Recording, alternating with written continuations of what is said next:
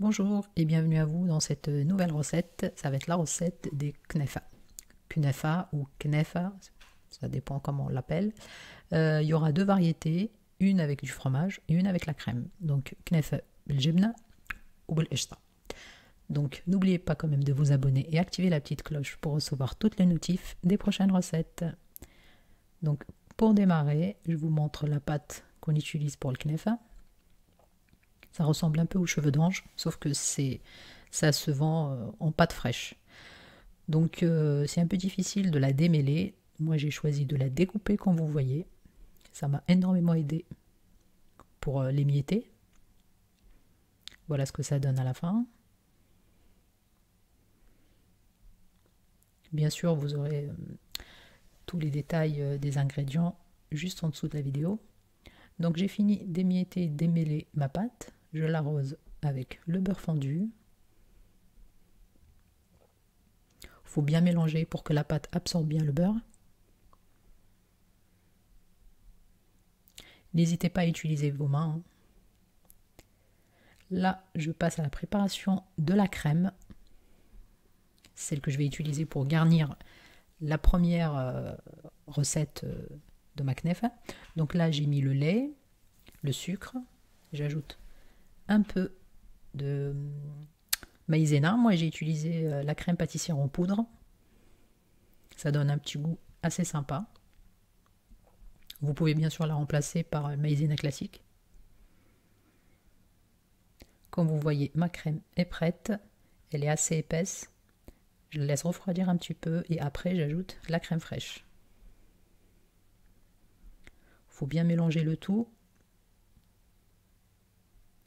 et laisser de côté en attendant de commencer à préparer la base de notre pâtisserie.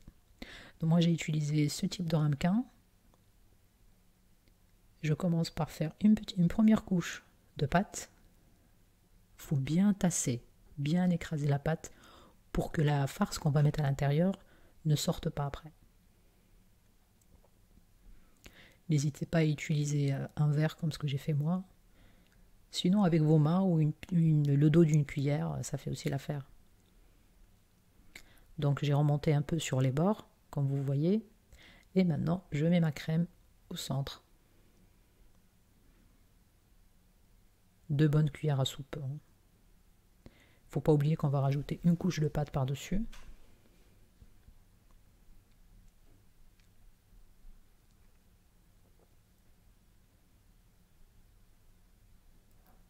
Bien sûr, mon four est en train de chauffer à 190 degrés. Je couvre avec la deuxième couche de pâte.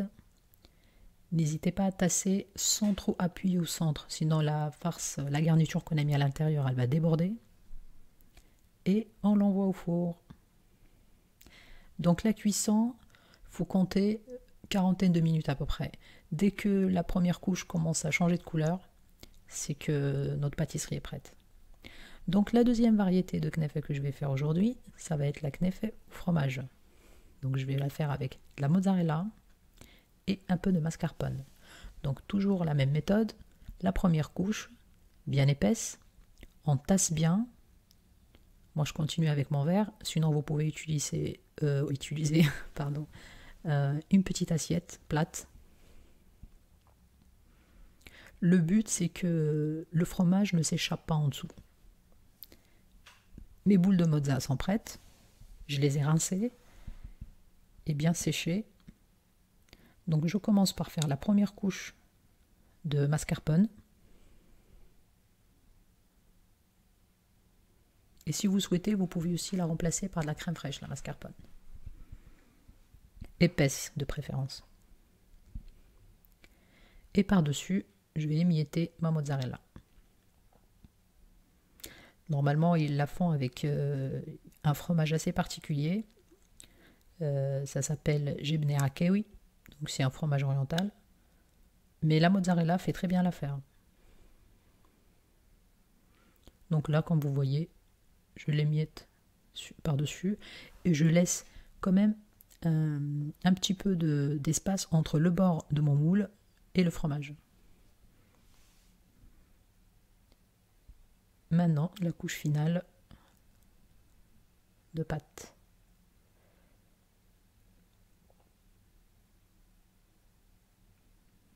Et pareil, je continue à bien tasser pour que le fromage ne s'échappe pas.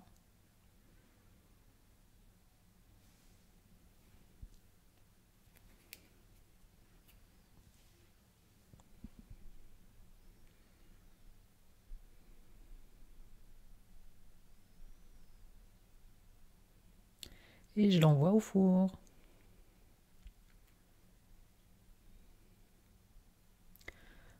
Je vais vous partager un lien pour la préparation du sirop, parce qu'on va utiliser le sirop pour arroser les knefs. Donc, ma pâtisserie, elle vient tout juste de sortir du four. Tout de suite, je l'arrose avec le sirop. Mon sirop est bien froid. Je l'ai parfumé avec de l'eau de rose. Donc, j'arrose généreusement.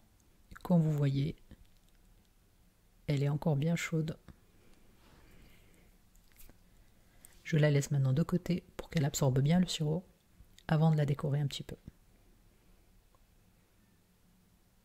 Donc c'est super parfumé. Vous pouvez utiliser de l'eau de rose comme moi ou fleur d'oranger. Ça sent très très bon. Là, mon deuxième plat aussi.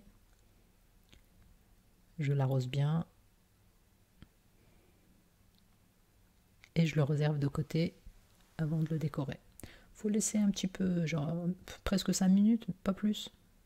Juste le temps que ça absorbe un peu le sirop avant de la décorer.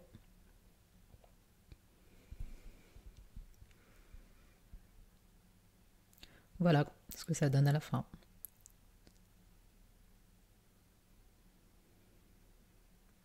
Moi j'ai choisi de la décorer avec un petit peu de pistache. Après, vous utilisez ce que vous avez chez vous. Pistache, amandes, noisettes, c'est comme vous voulez.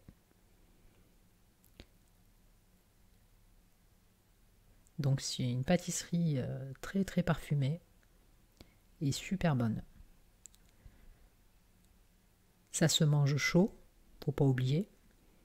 Même si vous la faites le matin et vous ne la mangez que en soirée, vous pouvez couper une petite part et la passer vite fait au micro-ondes un petit peu. Hein. Ça fait rien. Ça se conserve bien. 2-3 jours au frigo, ça risque rien du tout. Voilà, comme vous voyez, mon fromage est bien fondu.